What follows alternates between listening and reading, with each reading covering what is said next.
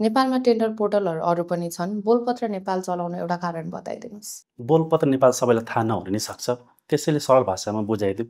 यदि कोही construction company, ठेकेदार, पेटी कन्ट्र्याक्टरहरू, इन्जिनियर, सप्लायरहरू हुनुहुन्छ भने उहाँहरूलाई टेन्डर शब्द अवश्य थाहा होला।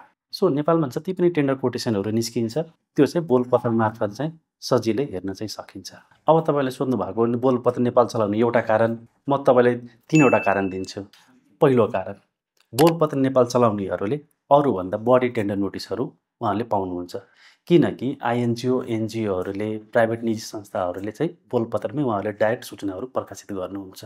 दोस्रो कारण, दिनमा करिब 200 देखि 300 टेन्डरहरू पब्लिस हुन्छ र आफूले खोजेको टेन्डरहरू तपाईँले सर्च र फिल्टर गरिराख्नु पर्दैन। एकपल्ट तपाईँले इन्ट्रेस्ट सेट गरिसके पछाडि आफ्नो इमेल अथवा मोबाइल एपबाट सहजै हेर्न चाहिँ सक्नुहुन्छ। तेस्रो कारण चाहिँ आफूलाई मन परेको नोटिसलाई सेभ गर्न सकिन्छ र ती नोटिसको डेडलाइन भन्दा 5 दिन अगाडि तपाईँले इमेल नोटिफिकेसन पनि आउँछ, ताकि हाम्रो युजरहरूले महत्त्वपूर्ण नोटिसहरू उहाँहरूको नछुटोस् भनेर।